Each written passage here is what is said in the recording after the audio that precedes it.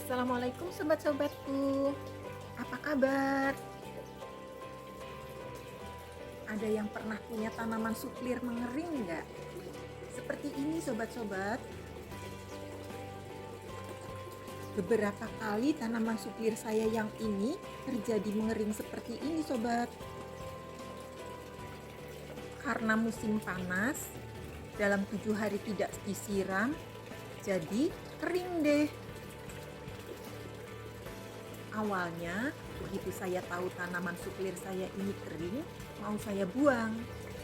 Tapi belum sampai dibuang, ketika hujan turun, sudah hidup lagi.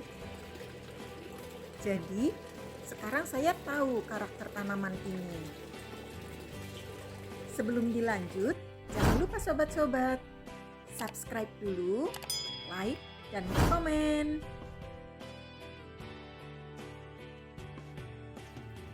Awalnya tanaman suplir saya sesubur ini sobat. Sudah hampir 2 tahunan diletakkan di sini bersama potnya di dinding taman. Selama musim hujan saya tidak pernah menyiramnya. Tapi kali ini karena seringnya mendung, saya tidak menyiramnya. Dan ternyata hujan yang turun pun hanya gerimis kecil, sehingga tanaman ini kurang air. Dan akhirnya layu dan mengering.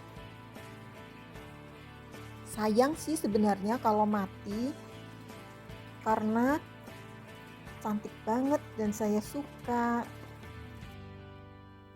Nah, kali ini saya akan mencoba merepotting tanaman yang tampaknya mati ini. Lagian, sudah 2 tahunan juga tanaman ini medianya tidak diganti. Biasanya, jika suplir menjadi kering seperti ini karena masalahnya tidak disiram dalam waktu yang lama, insya Allah bisa hidup lagi. Artinya, mungkin medianya kering, sehingga akar-akarnya terdehidrasi. Sehingga batang-batang dan daun-daunnya tidak ternutrisi. Saya akan coba membongkar pot ini. Sekalian mau membagi 2 tanamannya. Suplir itu jenisnya banyak sobat-sobat. Yang sedang mengering ini jenisnya suplir asem seperti daun asem. Nah, yang paling kiri ini suplir keriting. Tampilan daun suplir keriting ini lebih rapat daripada yang lain. Dan yang di sebelah kanannya adalah suplir kelor karena menyerupai daun kelor. Di sini saya sudah menyediakan pot untuk menempatkan tanaman supaya lebih baik. Meskipun lubang pembuangan airnya hanya 4, saya pikir cukuplah ya untuk drainasenya. Karena kaki pot ini pendek, jadi saya menambahkan styrofoam di 4 sudutnya agar pot ini agak tinggi sedikit. Saya merekatkan styrofoamnya dengan selotip biasa. Di bagian tengah pot ini lama-lama akan menjadi cembung jika isi potnya terlalu berat. Sehingga dasar pot akan menyentuh permukaan di mana dia ditempatkan. Akibatnya, media tanam yang paling bawah tidak akan mendapatkan sirkulasi udara dengan baik. Selain pot, di sini saya sudah menyediakan media tanam dan cacahan styrofoam. Juga ada gunting dan pisau untuk memudahkan proses eksekusi mengamankan tanaman yang hampir mati ini. Pokoknya, jika sobat-sobat memiliki tanaman suplir kemudian mengering seperti ini, jangan dibuang dulu ya. Siapa tahu bisa segar lagi. Kalau kasusnya hanya karena tidak disiram, kemudian mengering, artinya dia hanya kekurangan air. Dan ini adalah terjadi dehidrasi. Makin lama waktu tidak disiramnya, maka parahan dehidrasinya pun makin tinggi.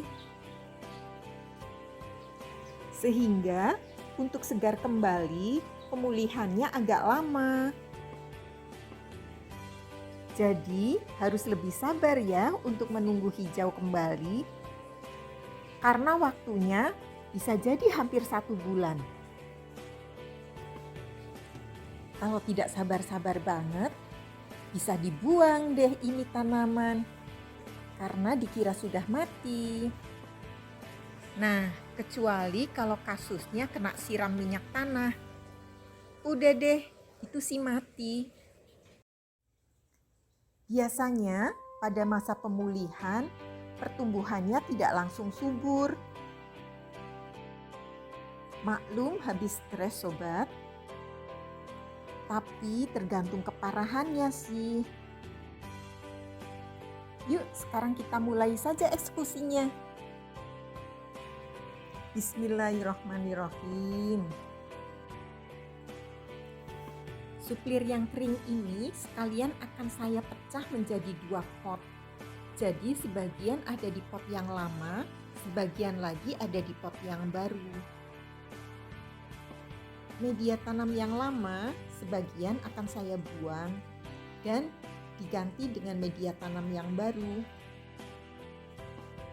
Mengapa saya tidak membuang semua media tanam yang lama? Karena jika media tanam yang lama dibuang terlalu bersih, akan mengganggu akar-akar yang masih rentan. Seperti biasa sobat-sobat, cara saya menanamnya, di dasar pot selalu saya letakkan styrofoam. Selain untuk melindungi lubang pembuangan air supaya media tidak larut saat penyiraman, keberadaan styrofoam di sini juga untuk menghemat media tanam. Selain itu, pot juga tidak terlalu berat. Untuk setiap penanaman, usahakan ya sobat-sobat, menanam apapun, medianya jangan terlalu penuh. Supaya saat penyiraman airnya tidak luber-luber. Nah, setelah medianya kita siapkan, kemudian kita keluarkan tanaman suplir yang kering ini dari potnya. Dengan cara mengetuk-ngetuk sekeliling potnya, dengan mudah tanaman ini lepas. Nah, seperti inilah kondisinya. Akarnya sudah penuh. Diameter rumpunnya juga besar. Ini akan saya bagi 2 supaya tidak terlalu penuh. Media yang lama agak dikurangi, akan digantikan dengan media tanam yang baru. Sebisa mungkin untuk tidak mengganggu akar-akar halusnya. Saya bebaskan dulu cacahan styrofoam lamanya supaya tidak mengganggu saat pemotongan rumpunnya. Ini sambil saya cari garis potong yang tepat sobat. Siapa tahu ada tunas baru yang terpotong, kan sayang. Lanjut, saya potong ranting-ranting yang mati. Ini akan saya cukur habis agar rapi, supaya pertumbuhan tunas barunya tidak terganggu untuk meninggi. Selain itu, kalau ada perkembangan seperti tumbuhnya tunas-tunas baru, lebih mudah diamati. Nah, jadi seperti ini deh setelah dipangkas habis. Lebih rapi dan tidak berantakan. Nah, saya akan memotong di sini saja. Saya belah jadi 2. Dengan memotong menggunakan pisau tajam, pastinya sih ada akar yang rusak, tapi lebih beraturan. kerusakan akarnya akan lebih minim dibandingkan dengan membelah dengan menggunakan tangan. Karena rumpunnya sudah demikian besar, membelah menggunakan pisau pun sudah agak berat. Nah, setelah terbagi dua, satu akan saya tanam di pot ini yang baru, dan satunya akan saya tanam lagi di pot yang lama. Menanam suplir ini jangan terlalu dalam ya sobat-sobat, karena kalau terlalu dalam, rumpunnya nanti akan terhalang oleh media tanam, sehingga mau tumbuh jadi mati. Karena terlalu berat menembus media tanam. Nah, satu ini sudah selesai. Tinggal satunya lagi.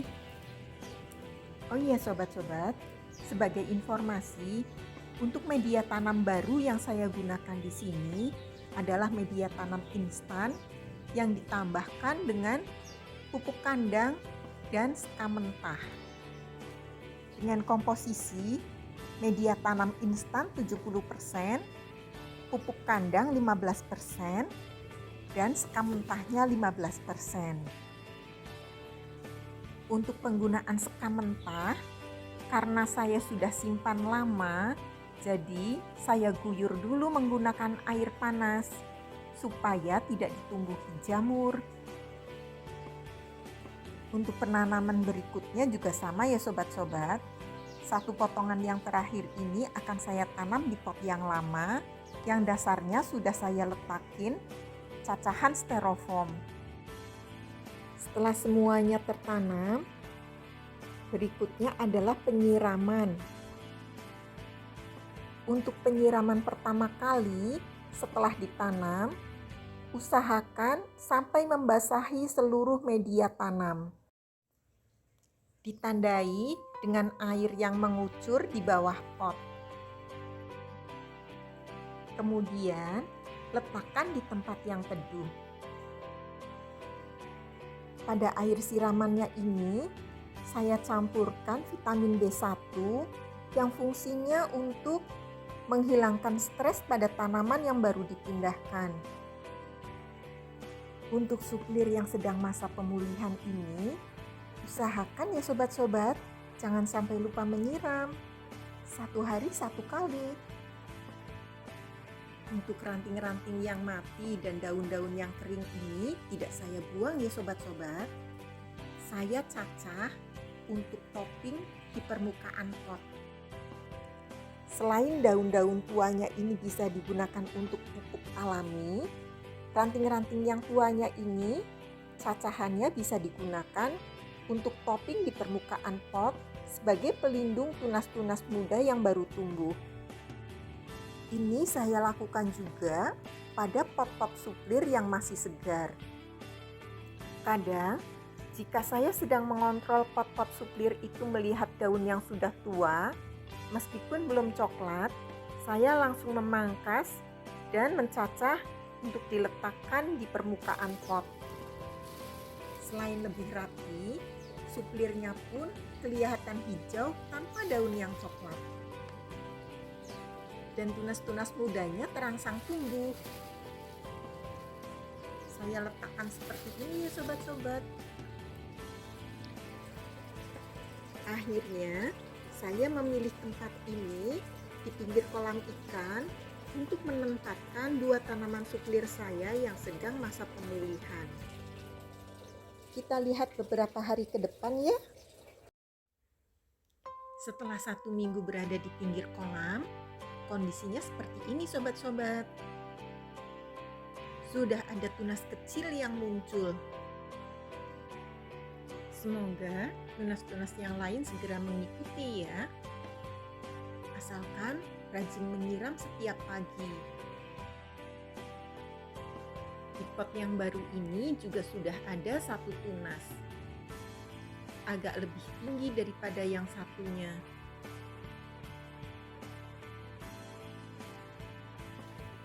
Menjelang 3 minggu, ada 1 tangkai daun suplir nih sobat-sobat yang layu. Karena Saya pergi dan seharian tidak disiram. Biasanya sih, kalau sudah layu seperti ini, sudah tidak bisa diapa-apain. Ini akan jadi mati, tapi jika bonggolnya masih segar, dia akan menumbuhkan tunas-tunas baru lagi yang baru. Makanya, jangan lupa menyiram ya sobat-sobatku.